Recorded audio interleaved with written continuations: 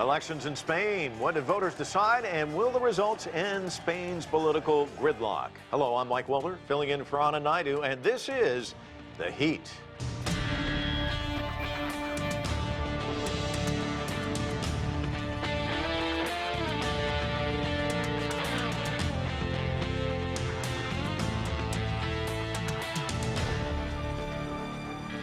Voters in Spain went to the polls on Sunday in the country's second general election since April. It was also Spain's fourth general election in the last 4 years.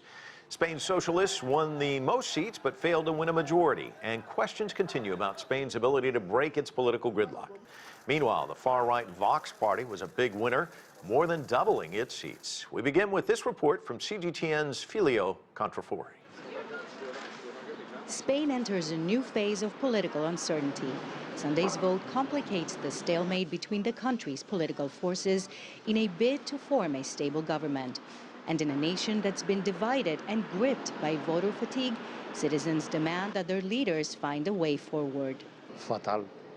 It would be a disaster if we have to go to elections for the third time. I think people would protest on the street and not even 50% of the voters would actually bother to vote, and that would be ridiculous. For Socialist leader and winner of the election, Pedro Sánchez, calling the vote was a gamble. Instead of strengthening his hand, his party got fewer seats than in April's election. Sánchez cannot govern alone, and as he addressed a crowd of supporters Sunday night, he offered no clear path as to how he plans to move ahead. Democracy has summoned all political parties from tomorrow to unblock the political situation so that there is a progressive government led by the Socialist Party. Spain's right bloc got a boost, with the far-right Vox party benefiting the most. With its fierce nationalist views and tough stance on Catalan separatism, it more than doubled its seats in parliament and has become Spain's third largest political force. Today, a patriotic alternative and a social alternative has been consolidated in Spain that demands national unity and the restoration of constitutional order in Catalonia, with the unstoppable application of our laws that demand the equality of all Spaniards in the entire national territory. Journalist Jesus Mañana says Spain's political landscape has become more complex than ever, with a traditional two-party system being replaced by a more fragmented picture. The emergence of smaller parties followed the 2008 financial crisis. There are people that thought that this model would be temporary. But every time we vote, we prove that this multi-party system is here to stay. So it's up to the politicians to assume that the change in this political reality asks for the ability to compromise and forget about any red lines. Pedro Sánchez will be facing some tough negotiations in the weeks and even months ahead. Negotiating a coalition with his natural ally, leftist Podemos, still leaves him short of a majority, and he'll still need help from regional parties.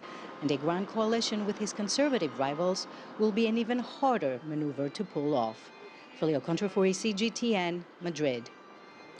There's lots to discuss. Let's get to our panel. Joining me now from Madrid is Miguel Otero-Iglesias. He is a senior analyst at the Elcano Royal Institute. With us from Barcelona is Sohail Jannessari.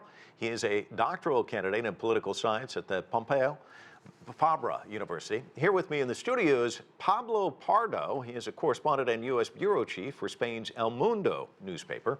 And joining us from Brussels is Pieter Cleppe. He is the head of the Open Europe think tank. I want to welcome all of you to the show. Miguel, why don't I start with you? This is the fourth election, as we said, in just 4 years. It appears that Spain remains politically fragmented. The caretaker of Prime Minister Pedro Sánchez saying today, already calling other parties to work with generosity with him to end the gridlock. How likely is that?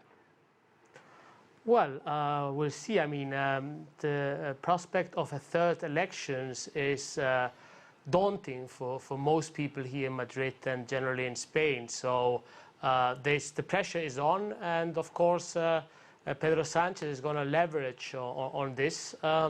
But you know, the options are difficult. On the left, you need a lot of parties, and even possibly the abstention of Ciudadanos, the Liberal Party that just got beaten. And on the right, this would be unprecedented to have the PP party, the Conservative Party, abstaining or even getting into an agreement of coalition of oral legislature, so a program with the PSOE. So unprecedented times. So, Hal, let me turn to you. This nationalist party, Vox, picking up lots of seats. The leader of that party saying that Catalonia is in a state of permanent coup d'etat. Catalan issue, of course, obviously front and center in this election already. Protesters back out on the streets today, from what I understand, blocking the highway leading from France into Spain. What does this do for that issue? Catalonia has been in the center of Spanish politics since the referendum in Catalonia and the Declaration of Independence, and it's not going to go away until someone finally sits down. It's either sitting down and having a dialogue between the two sides or the various sides of this issue, or permanent conflict that doesn't help anybody, especially the center left and the radical left in Spain. Certainly, with the rise of Vox, there are going to be a lot more noise against any kind of solution, any kind of dialogue. There will be more pressure in the parliament, outside the parliament, in the media against Pedro Sanchez if he tries to solve this conflict, or at least try to de-escalate a bit and have some kind of agreement, understanding with the Catalan leaders to just maybe lower the tensions. It will certainly make it harder. Pablo, let me get your sense on all of this, because you've been following this rather closely. Vox, I think a lot of people say it's a nostalgia for the Franco era, but you say it's, in some respects, they're kind of taking the playbook of Donald Trump. Give me your sense about Vox and their showing here. Yeah, completely. I mean, well, I think that in this particular election, Vox has been the clear winner, partly because of the Catalan conflict. They have been very smart at using it. But Vox, its ideology, and particularly its strategy, its electoral strategy, is completely based on Donald Trump's. First of all, Steve Bannon, Donald Trump's election strategist, he has given advice to Vox. And second, I mean, the permanent use of social networks, the anti-immigration message, let's say, pro-masculinity, for lack of a better word, message that Vox has against feminism and against empowerment of women is very, very, very much in line with certain elements of Donald Trump's agenda. So I think, for instance, Vox, let's say, they advocate going back to some sort of ideal, pure Spain that never really existed, but it's not Franco's Spain. And I'll give you an example, for instance. During Franco, Spain had a different coat of arms and a different flag. Never, ever in Vox's rallies, you will see a flag from the Franco era. You will see current constitutional democratic flags. So, yeah, I mean, it's pretty much, it's more in the line of Marine Le Pen, more in the line of Nigel Farage in the UK, because it's more pro-free markets than Marine Le Pen. So I think this is, I think it's a mistake identifying Vox with Franco. Pieter, let me turn to you and ask you the wider European reaction to these elections. How will it be viewed throughout Europe? There's of course concern that you have this right-wing populist forces on the rise. I understand that they're not as Eurosceptic as in other countries, but at the EU level, that's not really what people like very much. More fundamentally, there's the concern about gridlock. Spain is a country that has improved its economic performance in recent years, but still there's concern. And of course, if you have all these elections, consecutive elections, that's not exactly inspiring confidence. And then, of course, there's concern about the issue with Catalonia, with several European countries considering this as a similar situation to their own. Think about Belgium, think about the UK. Now, what I think is indeed both sides should sit together. I mean, these things are not unsurmountable. There is one country, Switzerland, which has basically solved this issue a very long time ago by providing more autonomy to decentralized entities. And I do think that's definitely a road that also Spain should finally explore more thoroughly. Miguel, let me ask you about that. How likely is that? Because in many respects, we're talking about Vox, but Vox basically boxed in the caretaker prime minister by saying he wasn't tough enough with Catalonia. It doesn't seem like that's pushing anybody in the direction of more talks. Well, I mean, it's difficult to talk if the other side, for example, says that they want to have a binding referendum for independence, right? So no prime minister will agree for the separation of its or the possible separation of his country. I mean, talk is of course important, but we have to understand that Spain is already a very decentralized country. If you look at it, it is almost as decentralized as a federal state like Germany. But of course, it is not a federal state. And my view is that in Spain, you need more Catalonia in Spain and more Spain in Catalonia, right? So I don't think that the solution right now, as suggested, is more decentralization. There's just no appetite for that, especially if you have the level of disloyalty that you have seen. I mean, the Swiss example shows that these were cantons, were regions that came together. Here you have, some Catalan leaders that thought that, by having a very slight majority in the Parliament of Catalonia, they could change the Statute of Catalonia and even do a unilateral declaration of independence. So right now, when you look at the polls and you look at the surveys, there is no really majority for a real federal Spain. There is no majority for further decentralization, and there is no majority either for more centralization. So most people in Spain, they think that the current configuration of autonomous communities, autonomous region, is really kind of the most stable configuration, and that's why so many Spaniards they stick to the constitution, because for them the constitution provides this stable framework that necessitates very big majorities to actually change the constitutional order. Yeah, well, I saw you at the Wilson Center not too long ago. You were talking about how this was sold to the voters. It's basically this long journey through the desert, and there's an oasis at the end.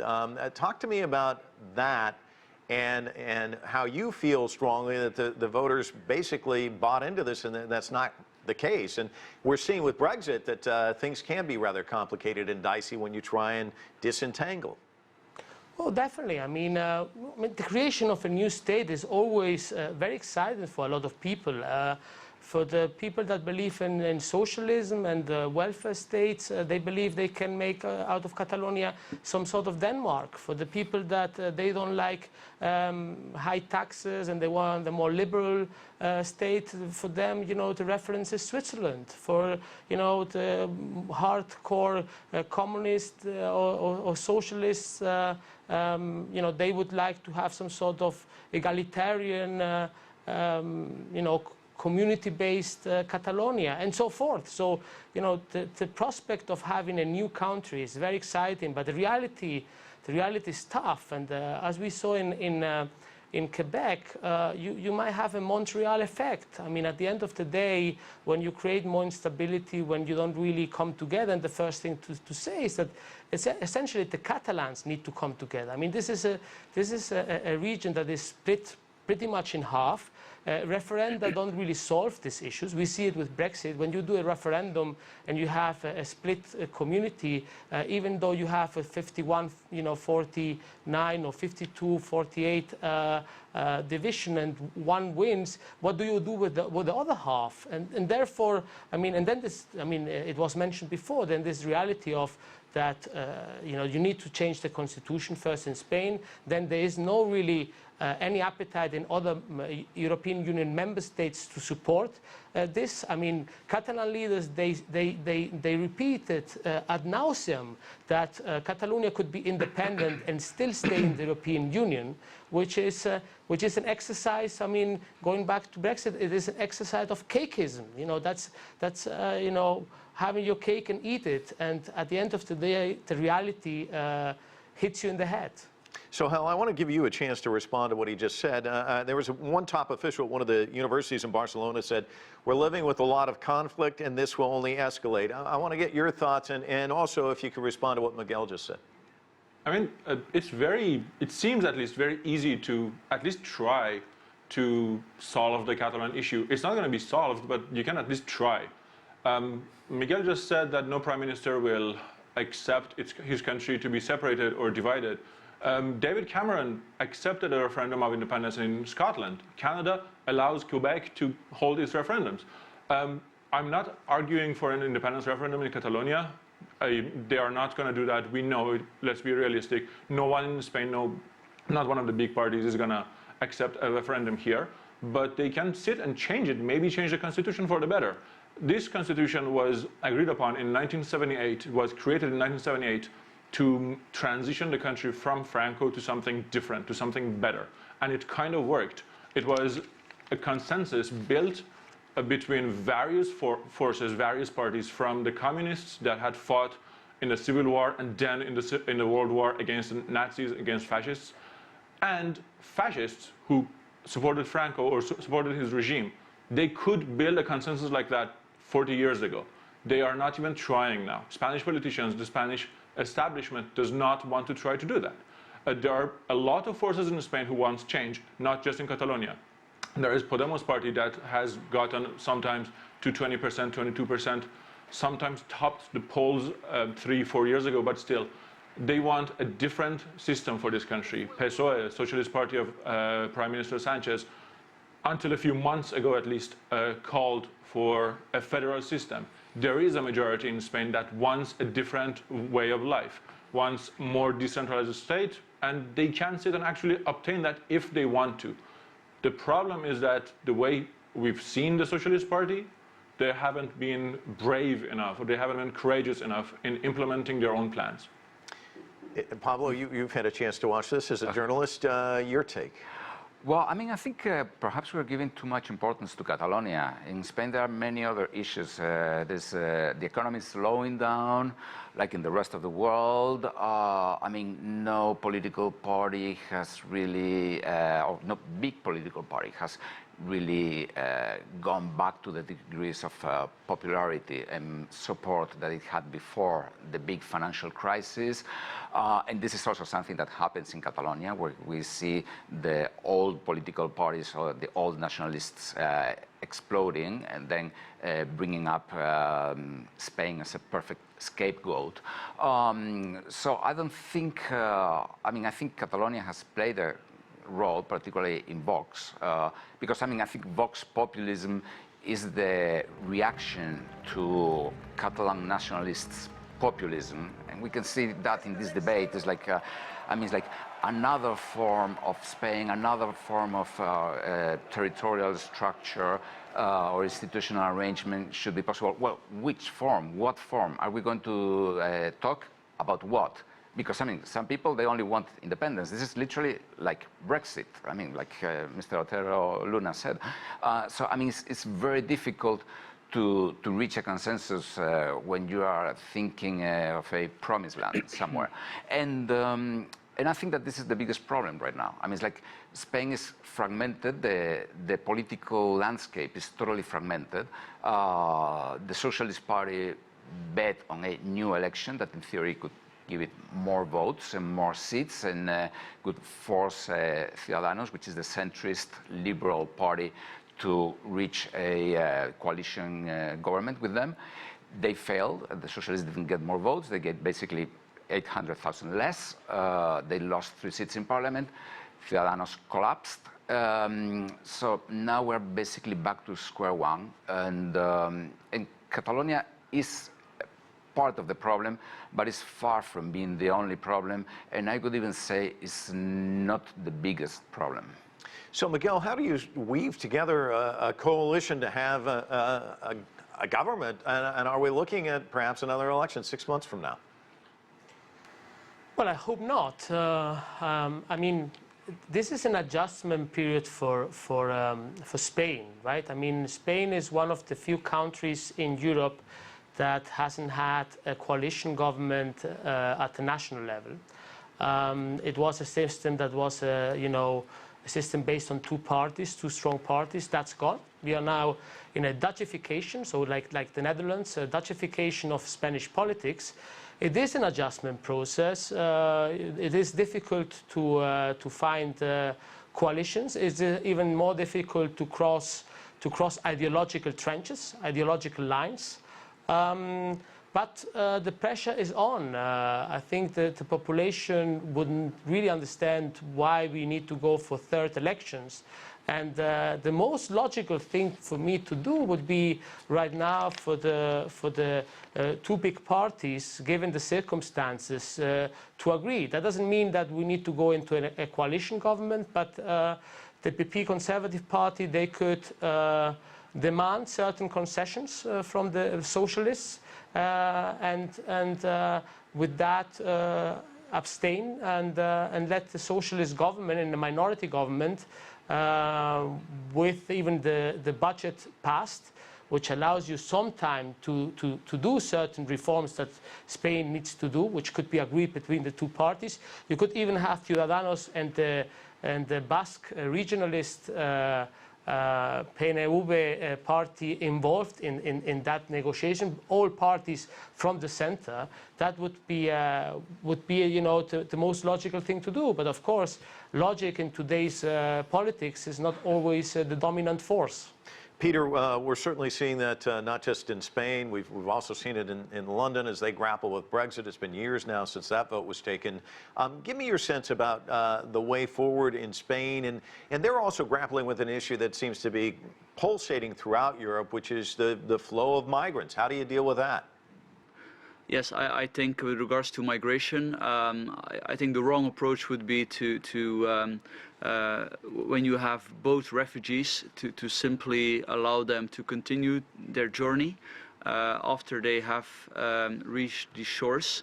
That's a policy I think that Spain is not following. Greece has been following that for a long time until March 2016, and this then gave people an incentive to risk their lives with a lot of deaths at sea as a consequence. I think if you have an asylum seeker, of course people have to be able to apply for asylum, but it does not mean that they should be able to continue their journey before they have received a positive asylum request. This is a very important thing to implement. It was also implemented by Australia, and finally Europe has understood that.